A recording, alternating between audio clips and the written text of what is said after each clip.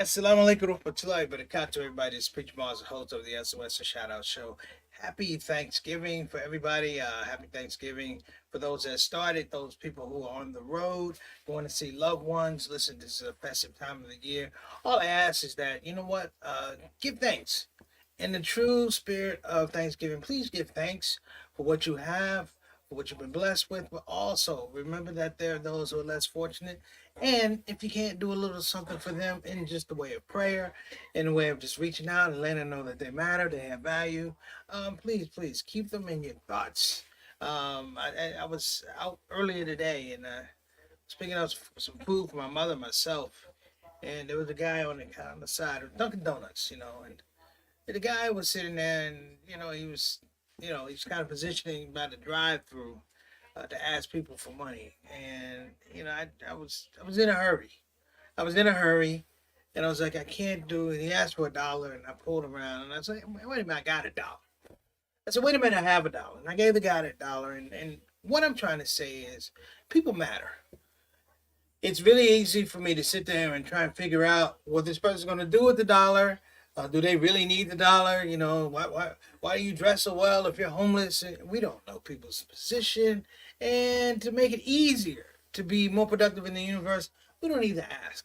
I think it's foolish at some point to realize that you have a bounty to share. But we get into these things where we want to be very analytical about how we bless other people. So I'm going to ask everybody to give for Thanksgiving.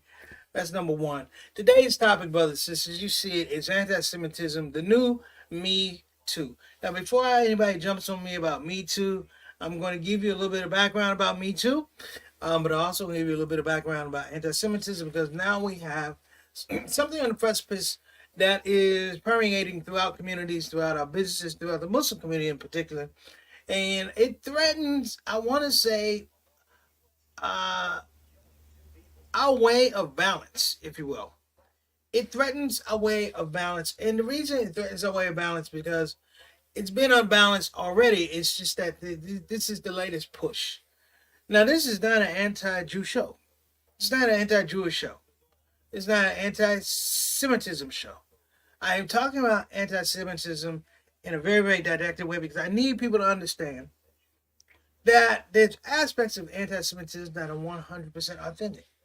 But then there are some aspects of anti-Semitism that has been problematic, particularly in the African American community and for the pre-existing as presently constructed Muslim and Christian communities, that we have to speak on this.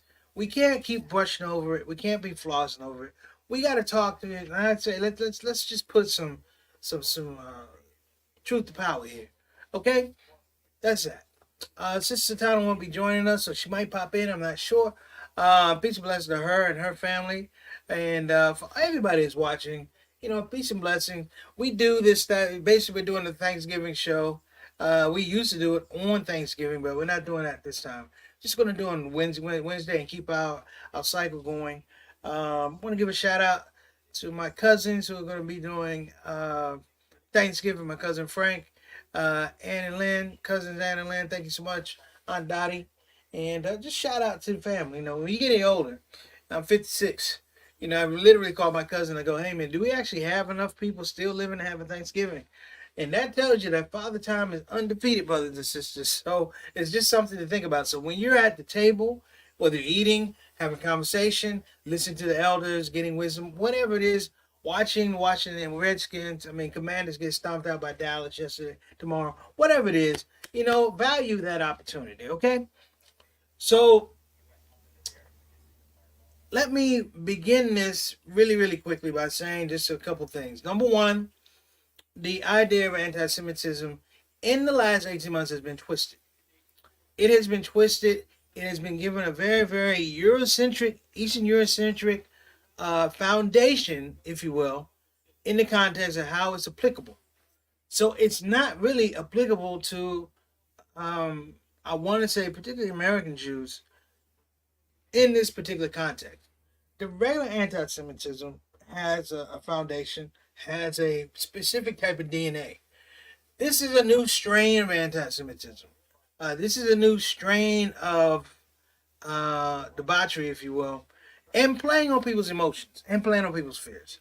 Okay, so look, we're not going to go anywhere. This is going to be a good show, inshallah. I'm going to ask everybody to hang in there. We're going to start the show up right now. We'll come back, give our stars in the building. This is Preacher Mars, the SOS, talking about is anti-Semitism the new Me Too. Stick around. You don't want to miss this. We'll be right back.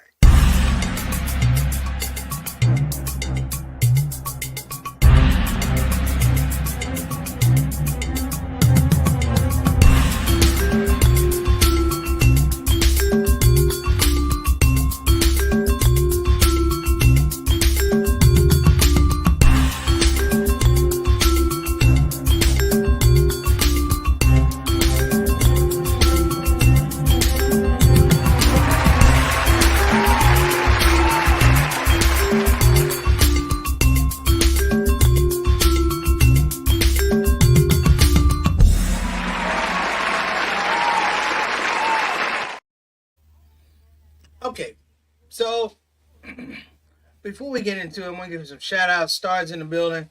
A special shout out to the Shout Out Show family that have been so diligent and so supportive over the years. We want to make sure we are making sure that you accounted, that you're recognized. First up, we'll give a shout out to Sister Ree. She says, "Hello, family. Happy holidays." Ree, I don't know what you're cooking, if you're going to be in Texas, if you're going to be in Michigan or down south. It doesn't matter. For all the meals you cook for me, I just want to say thank you. The chicken, the turkey spaghetti, the turkey chili, the chicken lasagna, all these things, the wings, even though I don't like wings, I ate your wings. All the things that you made, the turkey Salisbury steak, everything that you made was made with love and goodwill. So I just want to take time out to thank you and thank your family. I appreciate you. Next up, Brother Altaf Rashid Wa alaikum assalam rahmatullah barakatuh. My dear brother, always checking in from Canada. We call you Mr. 6 o'clock, straight up, straight down. Special envoy to the show. Man, I'm going to tell you something, brother. You are one of the most steady guys on this show. We got a bunch of steady guys, but you tune in from Canada and you make yourself a parent and you share your values. All right? You share your values as well as sharing your time. And I just want to say thank you for that. My brother from South Kakalaki, Brother Eric Carter. Wa alaikum assalam rahmatullah barakatuh. Again, another one of our Shout Out Show soldiers. Always tuning in, man. We appreciate you. I appreciate you. There are people, I don't know if you guys know this, but there are people who actually watch, to watch the Shout Out Show from anywhere from Texas to Dallas to DC to Australia to New Zealand. And it's interesting that sometimes when I'm in these places that I ask, like, are these real people? And I can talk about the Shout Out Show family. And they said, because sometimes people don't jump in the feed, and that's okay. But I can talk about this unique group of people that have been with me since day one, going all the way back to COVID, up to the present time now. I appreciate you. Wa alaikum assalam rahmatullah barakatuh. JT, my little brother, man. What can I say? We've been kicking since Hatchet was a hammer, man. We go all the way back to 90. No, I'm going to stop lying. We go back to 1990. People, listen to what I'm saying. We go back to 1990, maybe. Might even be a little bit over before. I knew his father before I knew him. So that goes all the way back to 84. Can't tell me that God isn't great. I have an exceptional, good, big little brother who has always been there for me. Very supportive, in times where other people were not supportive. Didn't know that A lot of times, people say, "Is that your brother?" I'm saying, "Yeah," and I'll fight them. I'll fight them. They say I'm not. I said because you can't get closer than what we are as brothers and our families, and we've grown up together and we've matured. Wa alaikum assalam Fatullah Barakatuh, my main man, Big Brother Bilal, and his queen, Sister Sonia, daughter Bilal, Salahuddin. Brother, I'm glad to see you, man. When I get back your way, forget about doing the work for me, man. We need to go out and just have a meal, brother. Okay, just a meal. Someplace we can sit down and chill and kick back, and just relax, man. I owe you that. Sister B says, blessings. Thank you so much. Thank you so much. And you got a blessing from Baby Doll, too. I took her out to Olive Garden yesterday. She's showing off. She went to go see Malcolm X, the opera, at the movie theater, and she went to Olive Garden. So she's doing all right. Thank you so much, Ree. And we want to say assalamu alaikum warahmatullahi wabarakatuh again to our executive producer, our dear sister, Satana Whitfield. Wherever you are, we appreciate you. Thank you so much. So, let me get to the game, if you will. A lot of people don't understand the game. So I'm gonna do something I don't normally do. I'm actually gonna break this thing down in parts. The first part is a religious understanding of this whole idea of Semitism, not anti-Semitism, but Semitism, and why it's so controversial right now. Because in the States, we tend to catch the end of a conversation and don't understand that this has been a long, sprawling type of conversation for thousands of years. So we're not necessarily privy to it. We catch the emotional positional arguments, but we really don't understand what this thing in the grand scale. So I'm going to do that for you. Give me just a moment. Let me get myself set up here. Alrighty.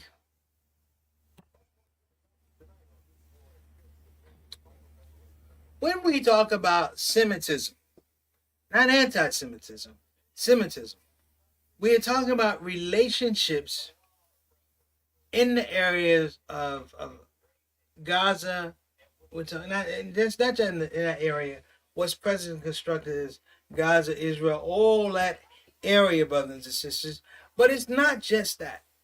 We're talking about the Persian Gulf area as a whole. Okay? Now, if we are believers and students of Abrahamic religion, Abrahamic faiths, we understand that all three faiths come out of that. Thus, if we all have a foundation in the Old Testament, the Torah, if you will, it would behoove you to say, where are the lines of delineation? The lines of delineation have nothing to do with religion. We can't be anti-Semite if we are descendants of Semites. That's number one. Number two is something I think we should really understand.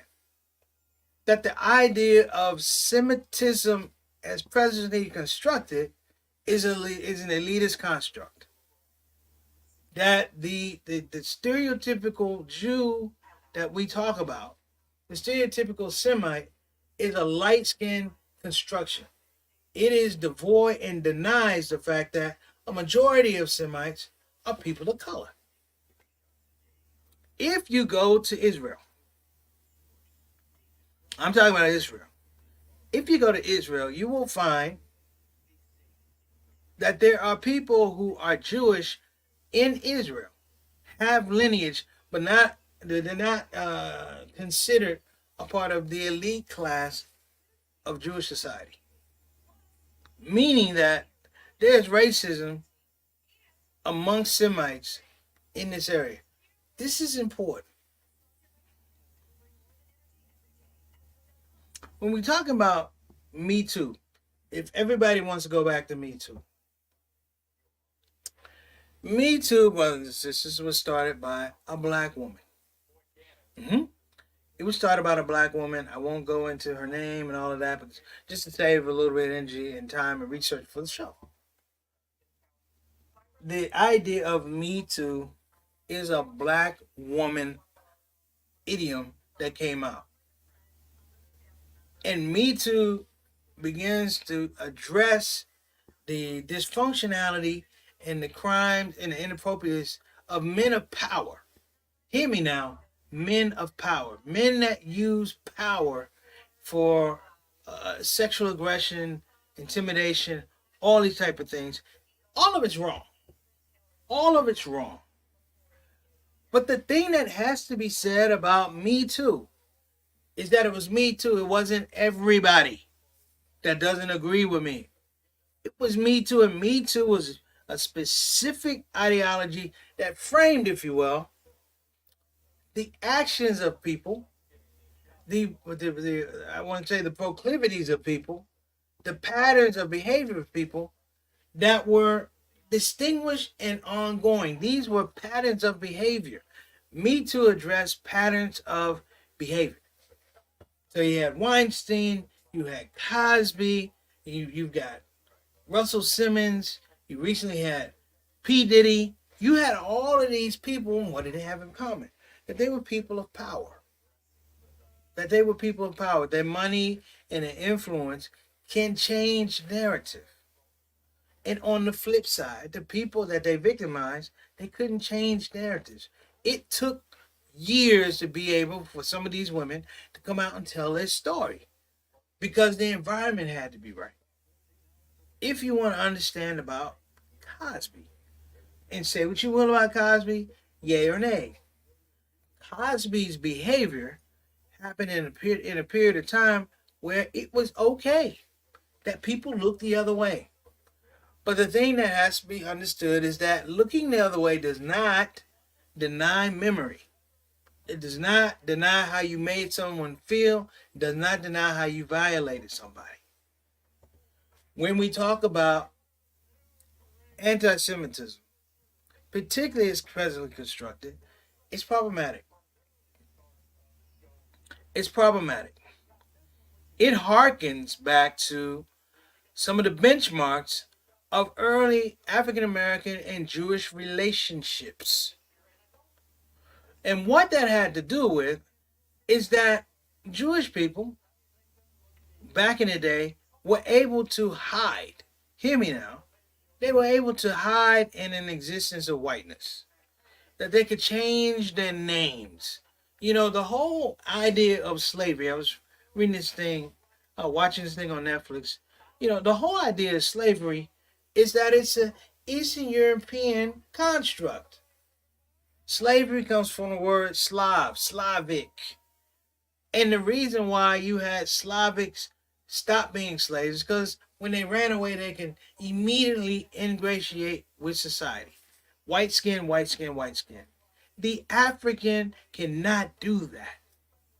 The African cannot do that. And all the narrative says that the African should not be able to do that. And so when we start talking about this scenario of anti-Semitism, it does come from Eastern Europe as well. There are two tropes that need to be discussed here. One is the identity of Jewish people coming out of the Holocaust, and the identity of Jewish people before the Holocaust. Hear me now. After the Holocaust, before the Holocaust. Before the Holocaust, Jewish civilization was, for lack of a better word, vital, robust, that they were allowed to have businesses.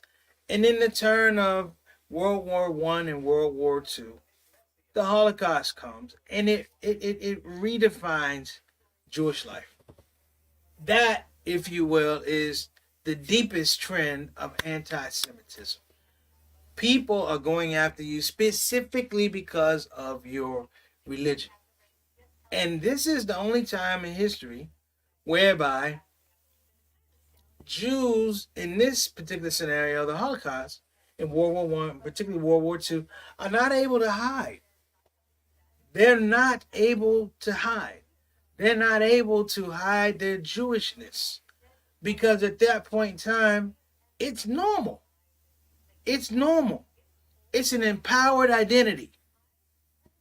Whether it's Poland, whether it's Germany, whether it's France, It's an empowered identity. And what I mean by that is, they had not just, they had foundation, religion, politics, education, business. They had that. It's in the Holocaust that the narrative changes. One of the things they talk about, and we've said it on the show before, is the unwavering and unforgiving way that Jews were portrayed in the media. Because we talk about the media a lot. That the Jewish image was given a cartoon. And that cartoon over time took the Jewish rabbi with the hat, and they made the features of the rabbi or the quote unquote Jewish person, they contorted the features where they look like a rat. A very small nose, teeny beady eyes. They made him look like a rat. In other words, they took the humanness out of being Jewish. And the abstract horror of Holocaust is a thing that it exists because people didn't think Jewish people at this point should exist.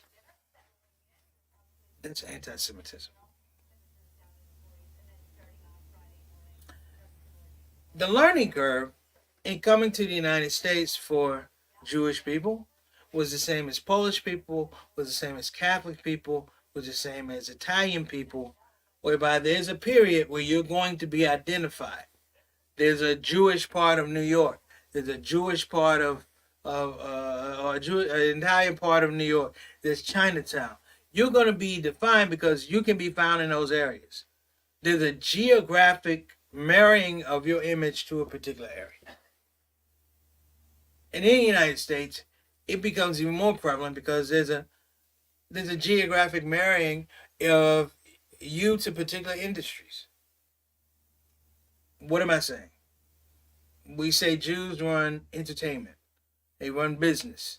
We say a lot of things. True or not, we say a lot of things, and these are out there. There's nothing that I'm saying that's new. What I do need to make a point is we, at some point in time, need to stop giving away our power, playing into myths.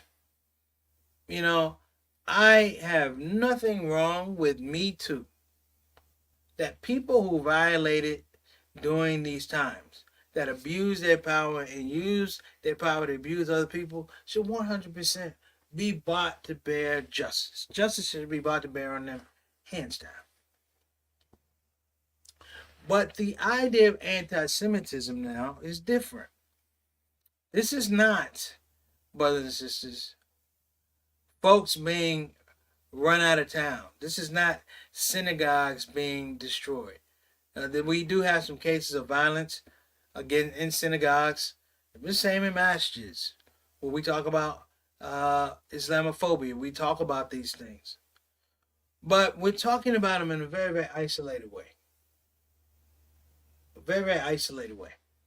And what I want to say is, in this isolated way, we tend to overlook the context. We tend to not focus on the context of what's really happening. There's a wave of anti-Semitism because positionally it gives you strength to have a wave of anti-Semitism. That this is a reconstructive or a directive of a narrative to make sure strategic position is maintained to do. And who are we talking about? This version or this strain of anti-Semitism has a lot to do with the Zionist movement. And the danger is constantly trying to make the distinguishment between true anti-Semitism and positional anti-Semitism is problematic because in the middle, for the person who's not educated, for the person that's not nuanced, for the person that has just a good heart and wants to do good, you create a situation now where you got to choose. Because anti-Semitism now is being used as a bludgeon, and now people think that there are problems between Jews and Muslims that somehow frames out anti-Semitism, and you can't do it. Because this strain of anti-Semitism says that there's a religious component that, no. I say religious component? No. Forgive me. That there's a religious opponent. And this religious opponent, brothers and sisters, is what we have to be fearful of. So if you cater to anti-Semitism right now, it is with the understanding and the distinguishing that there is a religious opponent that we need to be looking at. Guess who the religious opponent is? And allyship will line up incorrectly and historically, as it has before, to say that you are the bad guy. So years ago, not years ago, a bunch of years ago,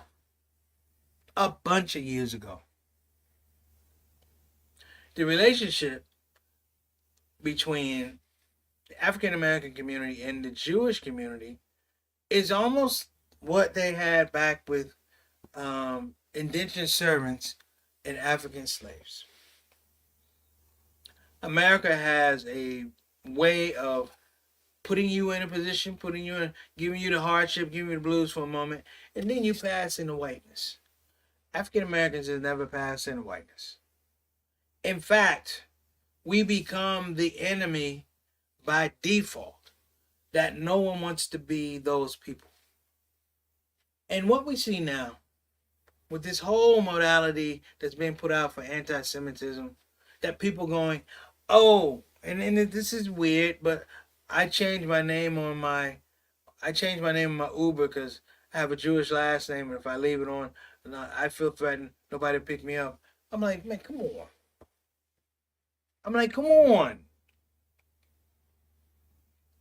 The problem is we have a victim society. We have a whole society of victimhood. And it goes back to George Floyd, when people were standing up with George Floyd, and you had the Karens, and they said, well, we have to protect white life. Right now you have anti-Semitism saying we have to protect not Jewish life. It's rights. And the thing is, people want to be the victim, but at the same time they're the oppressor. At the same time, they're the victimizer. And if you're not careful, you're going to get caught in between both of them, which is what's going on with anti-Semitism. Let me be very clear. I'm in the entertainment business. So me talking this way can get me blackballed at any time. But here's a clue. I've been blackballed many times. I've been blackballed in Milwaukee. I've been blackballed in college circuits. I've been blackballed in Hollywood. People hang a tag on me. And the reason is I don't believe in this whole power and this myth of the Jewish mafia that they can end your career. If I believe God gave it to me, why am I giving you this whole idea? Why am I thinking that you can end it? That somehow you can sabotage my relationships whereby I can't go out. I've been called anti-Semitic before. And the crux of me being anti-Semitic was that I simply spoke out and said I didn't agree with your position. Being anti-Semitic cannot just pop up just because you have a difference of opinion. Just because I believe that you're incorrect in a situation. To be supportive of Jewish people is different than this whole ideology of anti-Semitism. There's several different distinguished, there's several marks of delineation that we really need to get to. Now, I'll start with the African American community because we have it the worst in terms of anti-Semitism. Because anti-Semitism in the African American community, in a traditional understanding of relationships with the Jewish trust that goes back to the early 1900s, is that we were brothers, we were in the same struggle until the struggle became about advancement. The struggle became about money. That the relationships that we talk about between the Jewish and the African American community when it's put to a test, when it's challenged, when it really needs to step up, you begin to see what's a adhesive relationship and what's a cohesive relationship. And a lot of African Americans realized that these were cohesive relationships, that they were business friendly. Many of you may not remember this, but it was a big brouhaha way back when, in the 80s, when we had a campaign about what? Supporting black businesses. Buy black. In the Muslim community, we have something called We Buy Black. But it was a thing about buying black, supporting black businesses. And the people who were, I want to say, insulted, I don't know why, but they were insulted because all of a sudden the business that had been going to them is now we're trying to keep it in our neighborhoods. Not just to keep it in our neighborhoods, but to use it to build our neighborhoods, to expand our schools, to put out opportunities for business, to put out opportunities for education. And people were in an uproar. Now, you might not like this, but who cares? We're being honest. It was the idea that the African American, oh my God, could think on their own. So there's been a coy relationship, and I'm not saying all Jewish people that be foolish, but there has been a coy relationship in terms of, I want to say, some aspects of Jewish business corporatocracy, just like white business corporatocracy, which is we need to maintain this situation for our best interests. You know, one of the most frustrating things I've had to deal with over the years is looking at talented people, extremely talented people, wait to be told they were great. They didn't believe it in themselves, but they had to wait to be told they were great by people that didn't look like them. Forget people that didn't look like them, people who didn't even have the same skill sets as them. I'm talking about athletically, I'm talking about intellectually, I'm talking about culturally, I'm talking about artistically. The people who were not even in their pay grade, they run to them looking for some mode of acceptance. I need you to tell me I'm great. And that person, once they tell you that you're great, they take you to the marketplace. We have a love affair of this marketplace, but we don't create our own marketplace. We don't take our own greatness to our own marketplaces. Because somehow we have a European thought, an Eastern European thought that if we take it to the marketplace on our own, it's not going to be as valuable.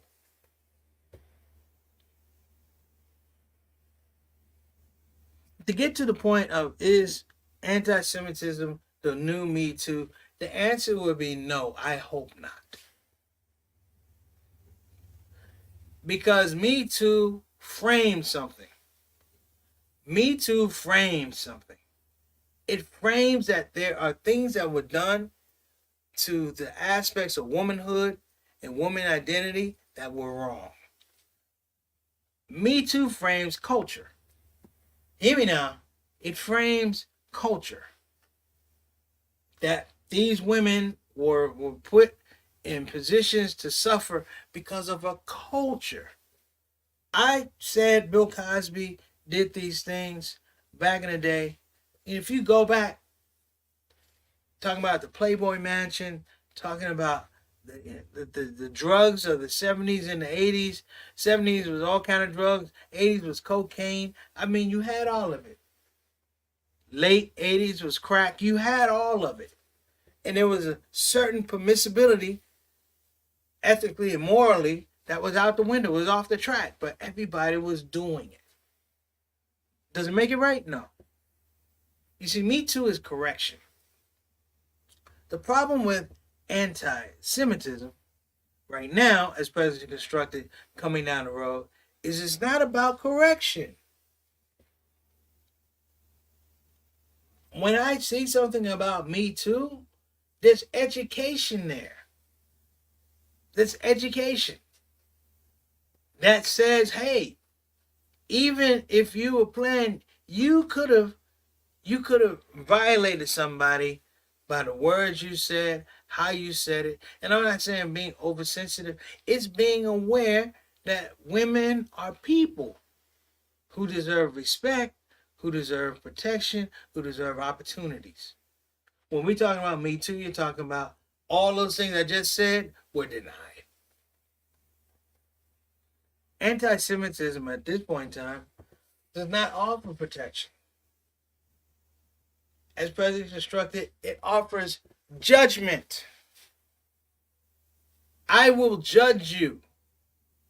If you do not say that you're a part of these things, then therefore you're anti-Semitic. I developed the criteria. It's not a shared understanding. And furthermore, there's not a space. There's not a safe space to say I'm sorry, to say I didn't fully understand. That is so pragmatic now. Damn it, anybody can be anti-Semitic. Jewish people can be anti-Semitic towards other Jewish people. I've seen it. Now, if that can happen, guess what? It says that this is a part of the landscape. I've seen Muslims be horrible to Muslims, Christians be horrible to Christians. I've seen it. The devil is a busy individual. That being said, though, the application of this term is dangerous because it threatens to what? Reframe the narrative. When I say reframe the narrative, I'm talking about changing the DNA of relationships. As we had the Gaza crisis, and I was in D.C. When they had Americans for Israel. Listen to me. They had a march called Americans for Israel. And when they brought the politicians out, the politicians were on a level of rhetoric that said, don't nobody else matter. That they were so hard up for Jewish support, perceived support, political support, and they didn't want to be ostracized, that in many regards, they played their hand. They played their hand, they played themselves. Because in their speech, they were going, if you don't agree with me, you're anti-Semitic. That if you're not 100% of this platform, and guess what this whole thing sounds like? It sounds like the Nazism that produced the Holocaust in the first place. That you had well-meaning, balanced individuals doing horrible things in prison camps to human beings, to culturally dismantling this group of people. And let's be real clear here, extremely clear. These were Eastern European Jews. These were not Jews in Gaza. These were not Jews in the United States. These were not Jews in Australia. These are Jews in Eastern Europe that underwent, and then you had by nature, empathy and sympathy for what they went through. But that narrative at this point in time is being cleared, is being applied, if you will, to a whole lot of other situations that I don't want to say they don't merit. They're important, but I think it's careful because we're not really talking about the full thing. I'll be right back. Yeah, so my first, introduction to convenient urgent care, they were providing masks and supplies for people who didn't have supplies during COVID. And I went to pick them up and was going to take them around to some of the local areas. And I ran into a brother named Ijaz Saeed. And as I began to talk to Ijaz, it was very, very clear that this brother had a vision for community service. Oftentimes, when you have urgent cares in a situation that they're not necessarily doing a prevention or education. He came up with the term "a home of the smart patient," and I understand what that means. It means that people really want to be in tune about their health, but at the same time, they also want to be in tune about the people who are providing health. This is a very organic relationship. And little did I know, a year or so later, I would actually have to call on their services when I was in dealing with some physical trauma, if you will. And I have to say, they held my hand and they took me through the process. The offerings of telehealth, the offerings of being able to walk in consistent. I was in pretty bad shape, but they treated me like I was the president of the United States, not that one, Obama. Okay, I'm joking. But what I want to say is the professionalism, the dedication, the care, compassion, and the consistency, all the things I just named, makes convenient urgent care the space you want to go to. 3 locations in the Houston area: Cypress, Pasadena, and Parker Road in Houston. But I want to say the overall conceptual understanding of convenient urgent care is that they care for their patients, even when the patients don't know how to care for themselves. Check them out. Okay, so I'm going to give a brief, I want to say a very brief soliloquy in the aspect of understanding anti Semitism. Real anti Semitism, when it is presented to you, has a texture, has a language, has a logic that falls in line with anti Muslim behavior, anti black, anti gay. You see what I'm saying? All the evils of an anti have a characteristic. The characteristic is that there's a call to action on the other side. That the folks who recognize that the anti-Semitism and the anti-black is wrong, there is a distinguished, a very direct call to action. And that call to action is a thing that we're not seeing. It's being denied. That we're telling people to fight in the cause of this thing, but don't ask me any questions. Don't look for any information other than what I'm giving you. Is it blind? In some regards, yes, it is blind. You know, one of the things I learned in Hollywood when I was a young comedian, and I was trying to get an agent because I thought, if I get an agent, they'll help me get work, blah blah blah, and bleach, bleach, bleach, all this stuff. And I had an agent; they weren't that good, but they weren't that good. But it was interesting that they thought, whether I'm good or not, you owe us something. If we can't get you work that we can get commission off of, then you should give us commission off the work you have that's pre-existing. And you would say, wait a minute, why am I paying you for work that you didn't bring in? It doesn't matter. In this situation, I was considered anti-Semitic because I said, wait a minute, you're talking about being anti-Semitic, but you're not talking about being pro-fair. You're not talking about being pro-honest. You're not even talking about professionalism. And it's thrown down too much. We talk about the race card. Now there's an anti-Semitism card that's thrown down. And I would say with the race card back in the day, when we talked about race and we talked about how it came about and we framed it, there was something that was very, very important about when you talked about the race card. Is that there was a call to action. That we could look at something and go, this is horrifically wrong. We could rally around the thing that was wrong. And the thing that was really important is that when we talked about racial issues, what do we demand? Correction. We demanded correction. And if you couldn't give us correction, or if you were not giving us correction, or you felt as though we didn't deserve correction, then we had a different call to action. Then you had the small boycotts back in the days of the 70s and 80s. We say we want to boycott now. You don't really want to boycott. The things that you're trying to boycott are so part of your ingrained life, you can't do it. Somebody said boycott these products from Israel. Okay. if I have an understanding that they are inherently, do they support Israel as a business, or do they support Israel as a philosophy, as a situation where they build out strategic positioning for Zionist behavior? You gotta ask the question. Some people do business with Israel because it's just doing business. So if I don't do business with you, there's something different. I have to say that, and I have to establish that right up front. I'm not going to do business with you because of X, Y, and Z.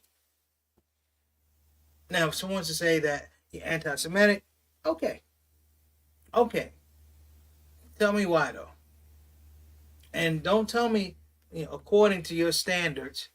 Tell me in a very logical and deductive way, how am I being anti-Semitic?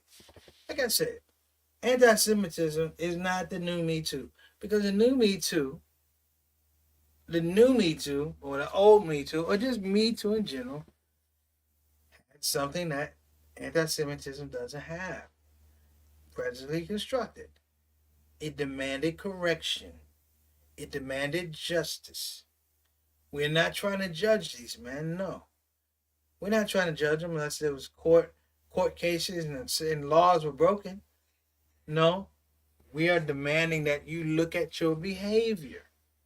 If anti-Semitism demanded that I look at my behavior, as opposed to condone behavior, as opposed to neglect my own personal views, deny my own existence in a situation, then I would say, yeah, I'll march with anybody. And I think the thing that we also have to look at, the fact is, religiously, as a part of a Abrahamic faith idiom, we're tied at the hip. We're tied at the hip. And I said it early in the show that it creates opponents. And if you don't understand anti-Semitism, it creates opponents if you don't really know what you're talking about. Because there are very clear cases of anti-Semitism. But then there are foggy cases. And in the foggy cases, people tend to bend the facts, screw the narratives, twist the narrative around because they're looking for a specific outcome.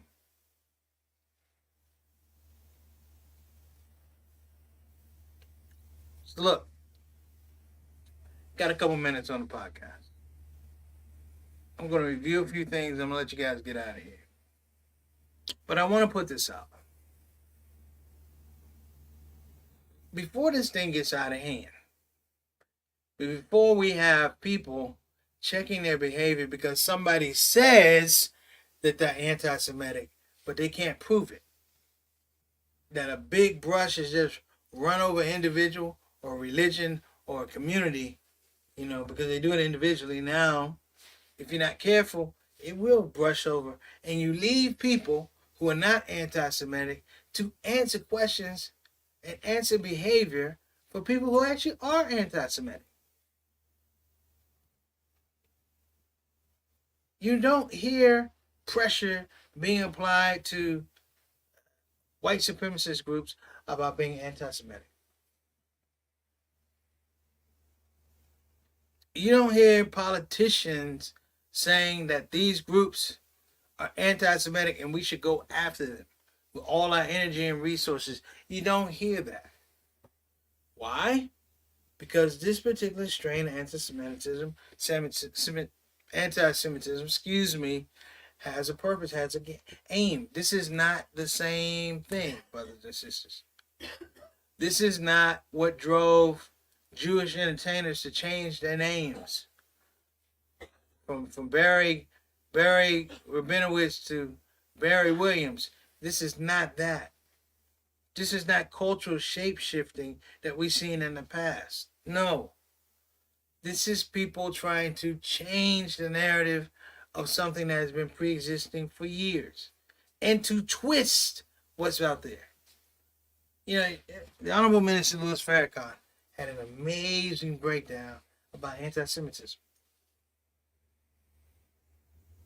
Because if you put it in a religious religious filter, if you will, then we're all of Semitic understanding. You can't be part of the Abrahamic faith traditions and not be a follower, or even more so, a follower, but a descendant of uh, Semitic understanding and cultural positioning. That now it is people who are. This is really interesting. There's a lobby that chooses who is Semitic. So God doesn't choose who's Semitic. The books and the traditions that you follow, it doesn't matter. It brings to mind a very heartbreaking story of Sammy Davis Jr., one of my favorite entertainers. One of my favorite entertainers. I mean, otherworldly talented. You hear what I'm saying? Otherworldly talent, an amazing guy. But this is the killer part. He was in an accident. And before his accident, he converted to Judaism. Sammy Davis Jr. converted to Judaism. We're talking about a high profile black person back in the 50s becoming Jewish. Got the Star of David on, the whole nine. He loves this religion. He was in a car accident. And I guess he found out that if he had died at that point in time, he would not be buried as an authentic Jew. He would not be buried as an authentic Jew. Like they literally told him, yeah, you did all these things, you went through the rituals, but you're Jewish, but you're not that kind of Jew. That right there is anti-Semitism. Because it has nothing to do with his relationship with God.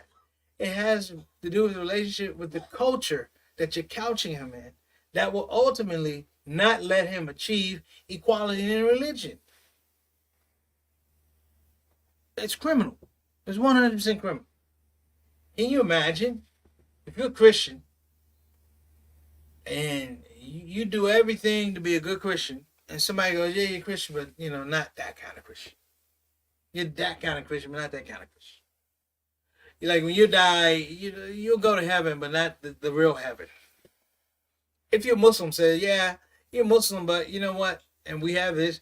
You're Muslim, you're good, but you're not that kind of Muslim. We have this.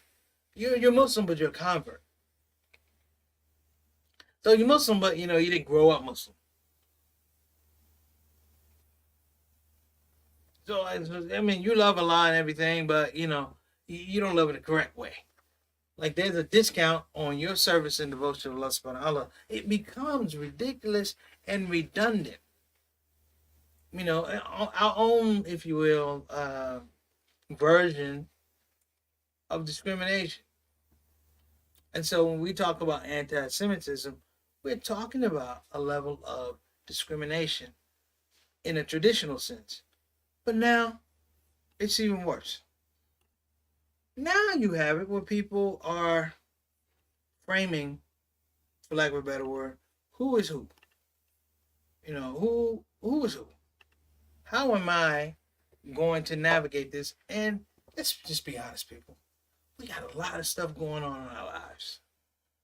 We got wars, we got family, we got economic issues, we got education issues, we got hate issues, we got babies being born, people dying every day. We have all these things. I don't have time to sit around and come up with a damn near dissertation on anti-Semitism when I clearly know that there are two. There's a traditional one it speaks to correction, just like it would anti-racism towards blacks, Native Americans, Latinos. And then there's the other one that says, I'll judge you. I'm going to tell you what I'm looking for. And if you don't give me what I'm looking for, I'll judge you, and I will judge you to be anti-Semitic. We got to stop this foolishness. So look, I'm going to wrap. I hope everybody has a tremendous Thanksgiving. For people that see the title, I said that anti-Semitism is not the new Me Too, and I told you why. I said because Me Too demanded a particular type of accountability for behavior. It spoke to a directness of behavior and patterns of abuse, patterns of emotional disregard for women, and it had been overlooked, and it was couched in a culture that it broke culture when it talked about these things. Anti-Semitism does not necessarily break culture as presently constructed. In the Zionist modality of it, it is meant to conflate religions. It is designed to make sure that there is a religious opponent, that we have religious opponents. Christianity, Judaism on this side, Islam on that side. So that therefore the fundamental aspects of what's currently been peddled as anti-Semitism is dangerous, and precise in nature because it seeks to change the narrative of relationships that are pre-existing from this point. So listen, you guys have a tremendous, extremely tremendous, and wonderful Thanksgiving. I appreciate you giving me my time. We'll be back next week. Shout out to everybody. Shout out again to my shout out show family, Sister Ree. Peace and blessings to you and Derek and Jawan. JT, peace and blessings to you, Yolanda and Ray and Justin and Jordan and all the babies and Miss Thomas and Eunice and Vivian and Edward and everybody. Peace and blessings to my main man, Altaf Rashid, coming all the way from the UK via live stream. We appreciate you, brother. And my man from South Kakalaki, my dear brother, Eric Carter. Thank you again. And what is it without my main man, Bilal Salahuddin, and his queen, Sister Sonia Dalton Salahuddin? I appreciate you, and I'm giving thanks to you right now. Thank you so much for supporting the Shout Out Show. You guys have been tremendous. Don't eat too much. We'll see you next week. Assalamu alaikum wa rahmatullahi wa barakatuh. Happy Thanksgiving.